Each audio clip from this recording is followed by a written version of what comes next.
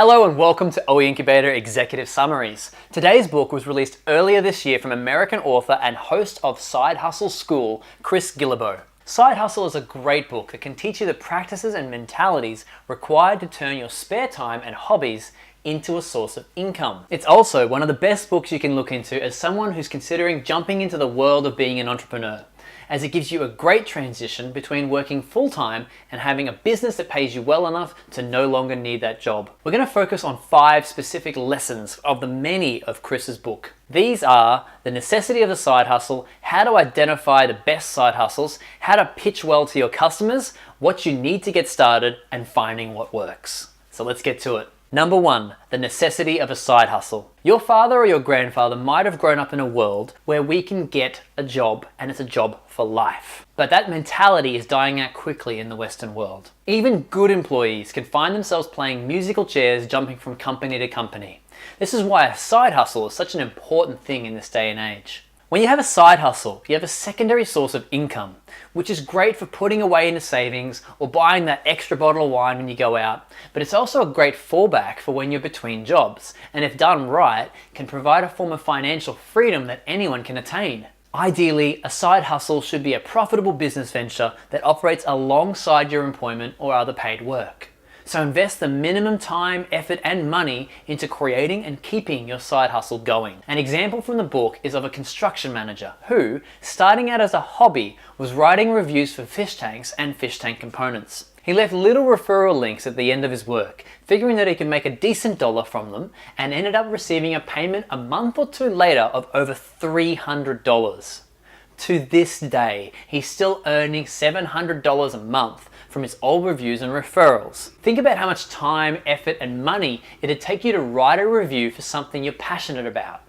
Doesn't seem too daunting, does it? This is a perfect segue into point number 2, how to identify the best side hustles. Money doesn't grow on trees, according to my mother, but we at OEIncubator would like to challenge dear mother on that one. We each have our own money tree, whether we know it or not. And growing a healthy money tree requires planting the right seed under the right conditions and keeping that seed happy and well fed. What you need to look for and identify in your potential side hustle are 3 things: feasibility, profitability, and persuasiveness. Feasibility is how your side hustle operates. Will it be easy to manage? What financial and time requirements does it involve? And an important one in my opinion, is it still fun? Profitability is the bottom line of all business. Is it bringing in revenue? Are the costs manageable? A good formula is anticipated income minus anticipated costs. We at OEIncubator suggest being conservative on the income and overestimate on the costs. Persuasiveness isn't giving reasons why customers should say yes. It's removing all the reasons they have to say no. Critically evaluate your product and your presentation of that product. A guy trying to sell you the gift of immortality by printing off a Comic Sans flyer that says "wanna live forever" covered in spelling mistakes is going to struggle to make a sale. And he's selling immortality, for crying out loud. We're about halfway through our executive summary. What do you think about the idea of a side hustle? Do you already have a side hustle you think you can improve on? Or are you going to take steps on starting your own? Let us know in the comments below. On to our next point. Number 3, how to pitch well to your customers.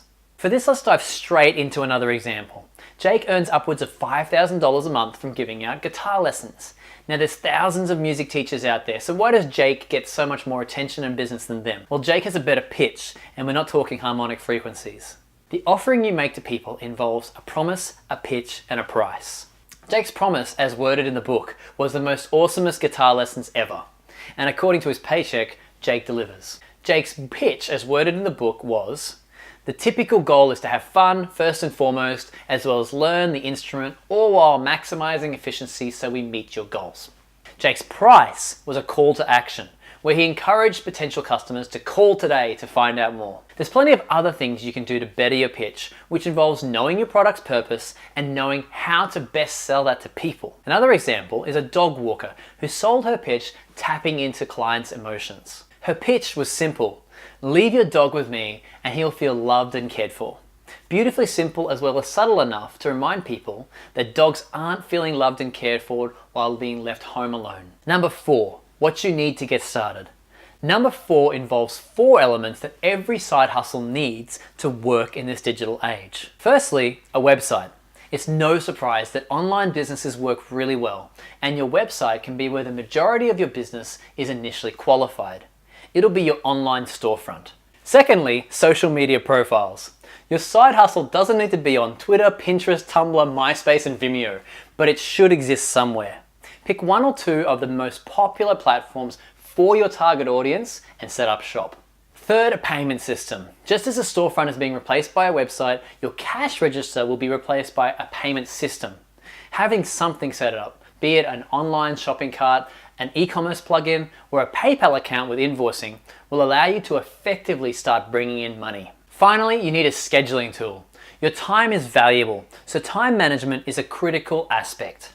Having an automated scheduling tool means you'll be doing more business in less time, so you won't be bouncing back and forth to try and find a good time to meet.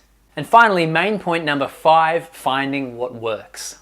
Perhaps you've heard this little joke. A man goes to the doctor and says, "It hurts when I do this."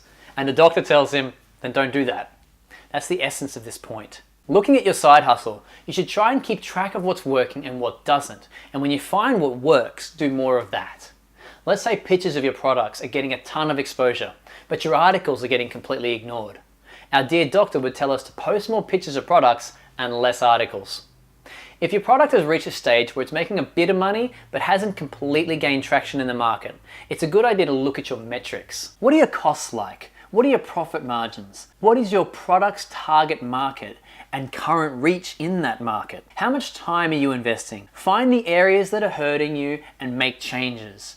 And then find the areas that are giving you the most positives and do more of that. This book is a great first step in the entrepreneurial world for a lot of people, and its lessons can help make setting up a business a whole lot easier, taking a lot of the financial commitments and time constraints and fitting them around your current situation. To pick up Chris Guillebeau's book Side Hustle, check out the link in the description. To see more of these videos and learn about how you can design your business to grow completely without you, making you financially independent, subscribe to us and turn on notifications, as well as checking out all our offerings at OEIncubator.com. I'm Alfie Coyle. I trust this video has supported your growth, and I wish you much love and success.